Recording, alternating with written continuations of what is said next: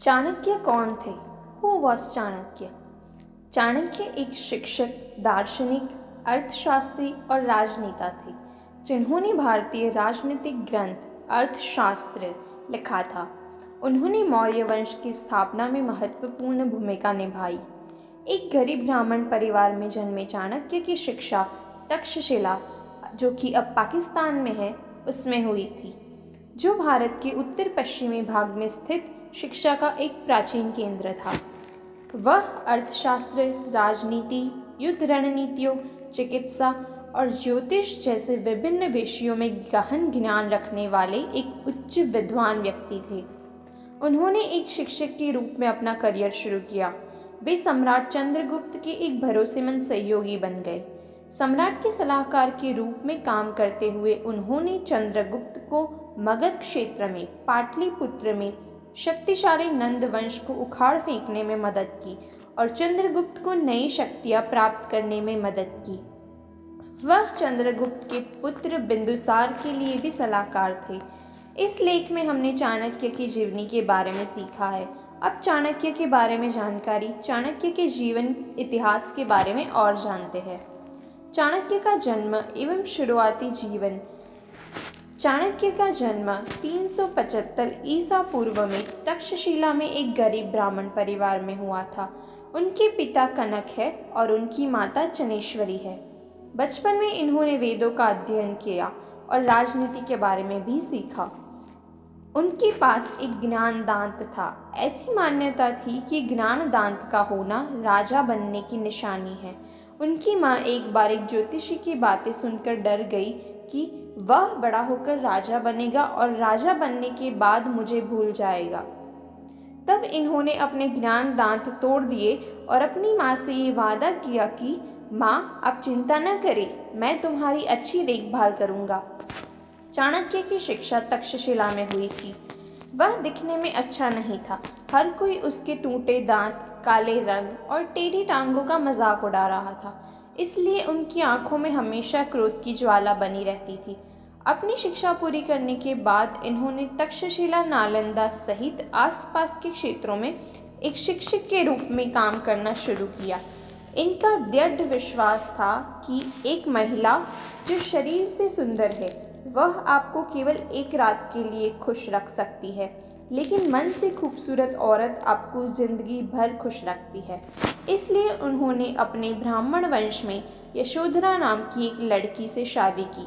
वह भी उनकी तरह खूबसूरत नहीं थी। उनका काला रंग कुछ लोगों के लिए मजाक का कारण भी बन गया था। एक बार जब उनकी पत्नी अपने भाई के घर समारोह में गई तो सभी ने इनकी गरीबी का मजाक उड़ाया।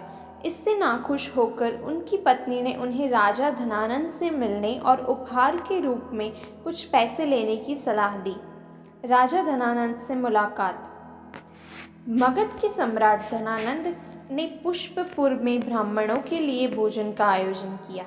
वहां चाणक्य भी अखंड भारत के बारे में सुझाव देकर राजा धनानंद से उपहार प्राप्त करने की इच्छा में शामिल हुए थे, लेकिन धनानंद ने इनके बदसूरत रूप को देखकर उनका अपमान किया और उनके सुझावों को खारिज कर दिया। तब इन्होंने क्रोधित होकर नंद साम्राज्य को नष्ट करने की कसम खाई। तब धनानंद ने उसे गिरफ्तार करने का आदेश दिया, लेकिन चाणक्य वेश में वहां से भाग निकले। उन्होंने धनानंद के पुत्र पब्बत से मित्रता की और उसे सिंहासन पर कब्जा करने के लिए उकसाया। राजकुमार द्वारा दी गई एक अंगूठी की मदद से ये एक गुप्त दरवाजे से महल से भाग गए। इन्होंने पब्बत का मन जीत लिया और एक शाही अंगूठी प्राप्त की और जंगल में चले गए। चाणक्य ने उस शाही अंगूठी से 80 करोड़ सोने के सिक्के कमाने के लिए अपनी बुद्धि का इस्तेमाल किया। इतने सारे सोने के सिक्कों को जंगल में एक गड्ढा खोदकर सुरक्षित रखकर वह एक ऐसे नायक की तलाश में निकल पड़ा जो धनानंद को खत्म कर सके। इनको ऐसे साहसी व्यक्ति की तलाश थी जो धनानंद के नंद वंश को जड़ से नष्ट कर सके। उसी समय चाणक्य की आंखों में चंद्रगुप्त के दर्शन हो गए। इन्होंने उसके माता पिता को 1000 सोने के सिक्के दिए और चंद्रगुप्त को अपने साथ जंगल में ले गए। वर्तमान में चाणक्य के पास धनानंद के सिर को हटाने के लिए 2 हथियार थे। यदि चंद्रगुप्त उनमें से एक थे तो एक और पबट्टा था। इन्होंने इन दोनों में से एक को प्रशिक्षित करने और उसे सम्राट बनाने का फैसला किया। उन्होंने उनके बीच एक छोटी सी परीक्षा ली। इस परीक्षा में चंद्रगुप्त ने पबत्ता का सिर काट दिया और विजयी हुए। चंद्रगुप्त का उदय। चाणक्य को चंद्रगुप्त पर गर्व था, जिसने उसकी परीक्षा जीती थी। इन्होंने उन्हें 7 साल का कठोर सैन्य प्रशिक्षण दिया। चाणक्य के मार्गदर्शन में चंद्रगुप्त एक सक्षम योद्धा बन गया। इन्होंने धनानंद के नंद वंश को उखाड़ फेंकने और मौर्य साम्राज्य की स्थापना करने के लिए इच्छुक थे। इसलिए चंद्रगुप्त ने बिना ज्यादा सोचे समझे एक छोटी सेना बनाई और नंदों की राजधानी मगध पर हमला किया। लेकिन चंद्रगुप्त की छोटी सेना को नंदों की विशाल सेना ने कुचल दिया। चाणक्य का हाथ शुरुआत में जल्दबाजी में निर्णय लेने के लिए ही जल गया था। चाणक्य और चंद्रगुप्त हताशा में भेष बदलकर घूमने लगे। चाणक्य का बदला। एक दिन चाणक्य और चंद्रगुप्त वेश में मगध में घूम रहे थे। तब उन्हें एक माँ ने प्रबुद्ध किया, जो अपने बेटे को डांट रही थी। माँ अपने बेटे को डांट रही थी, जो गर्म रोटी के बीच में हाथ डालकर जल जाता है। अगर आप अपने हाथ सीधे गर्म रोटी के बीच में रखोगे तो यह आपको जला देगा, है ना? आप मूर्ख चाणक्य की तरह क्यों कर रहे हैं, जिन्होंने सीमा क्षेत्रों पर कब्जा करने के बजाय सीधे राजधानी पर हमला किया और उनके हाथ जला दिए। पहले रोटी का किनारा खाओ और फिर बीच में हाथ रखो, तो हाथ नहीं जलेगा। वह माँ अपने बच्चे को इस तरह डांट रही थी। चाणक्य और चंद्रगुप्त गुप्त रूप से इसे सुनते हैं। उन्हें अपनी गलती का एहसास होता है और उन्होंने खेद व्यक्त किया कि पहले सीमा पर कब्जा किए बिना राजधानी पाटलिपुत्र पर हमला करना उनकी एक बहुत बड़ी भूल थी। इन्होंने उस माता को प्रणाम किया जिसने उन्हें ज्ञान दिया और आगे बढ़ गए। चाणक्य की सलाह पर चंद्रगुप्त ने सीमाओं पर आक्रमण कर उन्हें अपने नियंत्रण में लेना शुरू कर दिया। चंद्रगुप्त के बिना नौकरी के घूम रहे जंगल के लोगों को प्रशिक्षित किया और उन्हें अपनी सेना में शामिल कर लिया। जब सेना हर तरह से सक्षम हो गई तो इन्होंने जंगल में छिपे हुए सोने के सिक्कों को निकाल लिया और सेना के लिए सभी आवश्यक सामान उपलब्ध कराए। ऐसा करने से इन्होंने सेना को मजबूत किया। सीमा पर कुछ छोटे राजा चंद्रगुप्त की सेना में शामिल होने से असहमत थे। चाणक्य ने ऐसे राजाओं को विष कन्याओं के द्वारा जहर देकर मार डाला और उन्होंने बहुत कम उम्र से ही कुछ लड़कियों को जहर देकर विष कन्याओं में बदल दिया था। शत्रु पराक्रमी राजा को मारने के लिए विष कन्याओं का एक चुंबन ही काफी था। इसके अलावा इन्होंने ऐसे कई चालाक कदम उठाए और चंद्रगुप्त के नेतृत्व में सभी सीमावर्ती स्थानों पर कब्जा कर लिया। क्रोध में शत्रु के विषय में सोचने से कोई लाभ नहीं होता। इन्होंने शांति से सोचा और दुश्मन पर काबू पाने के लिए एक सामरिक रणनीति तैयार की। चाणक्य के कहने पर सही समय देखकर चंद्रगुप्त ने मगध की राजधानी पाटलिपुत्र पर आक्रमण किया और धनानंद को मार डाला। उनकी मृत्यु के बाद चंद्रगुप्त ने नंद वंश को उखाड़ फेंककर मौर्य साम्राज्य की स्थापना की। इस तरह इनका अखंड भारत साम्राज्य स्थापित करने का सपना साकार हुआ और साथ ही धनानंद से उनका बदला भी पूरा हो गया। चाणक्य चंद्रगुप्त के प्रधानमंत्री बने जब वे पूरे भारत के सम्राट बने।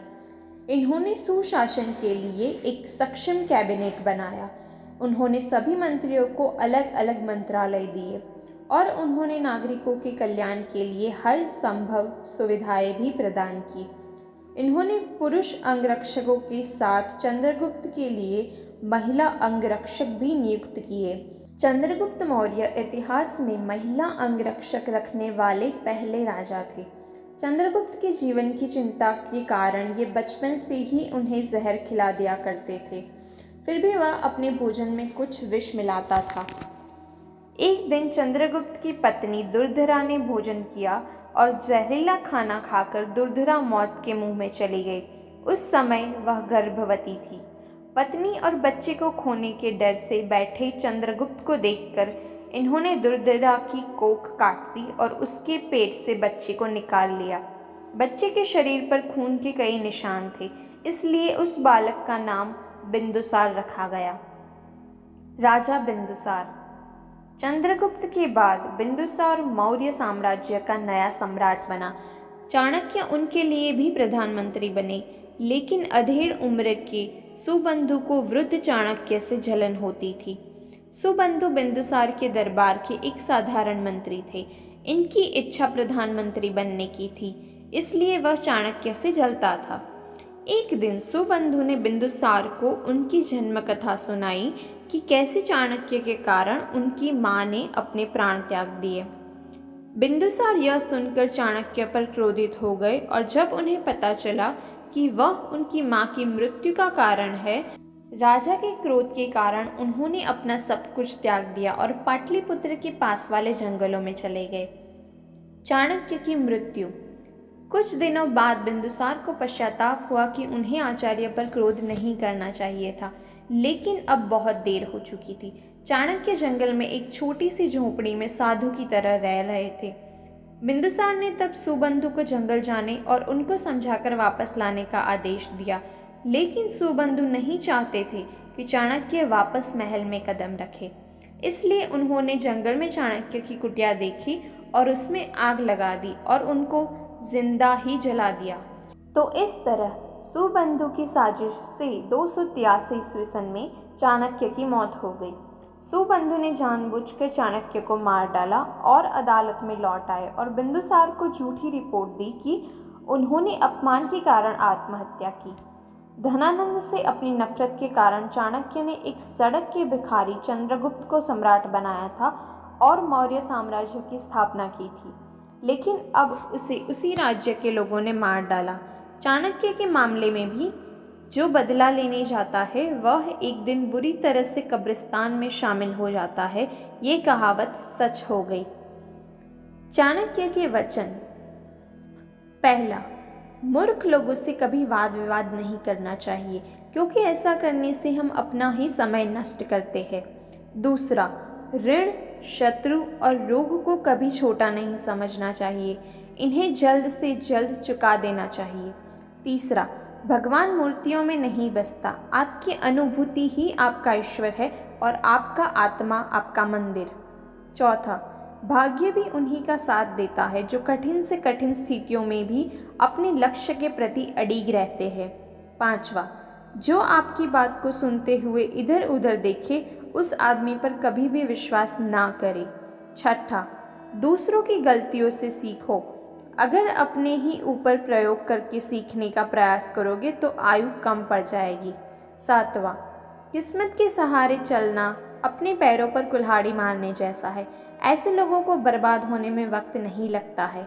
आठवां, कोई भी व्यक्ति ऊंचे स्थान पर बैठकर ऊंचा नहीं हो जाता, बल्कि हमेशा अपने गुणों से ऊंचा होता है। 9, उस स्थान पर एक पल भी नहीं ठहरना चाहिए जहां आपकी इज्जत ना हो, जहां आप अपनी जीविका नहीं चला सकते, जहां आपका कोई दोस्त ना हो और जहां ज्ञान की तनिक भी बातें ना हो।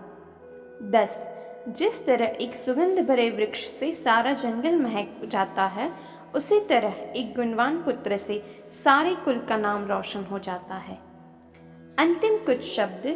दोस्तों, मैं आशा करती हूँ कि आपको चाणक्य का जीवन परिचय वाली यह वीडियो पसंद आई होगी। अगर आपको मेरी ये वीडियो पसंद आई है तो अपने दोस्तों और अपने सोशल मीडिया अकाउंट्स पर शेयर ज़रूर करें और लोगों को भी इसकी जानकारी दें और हमारी चैनल FP फ्रेश बिगिनिंग को सब्सक्राइब ज़रूर करें।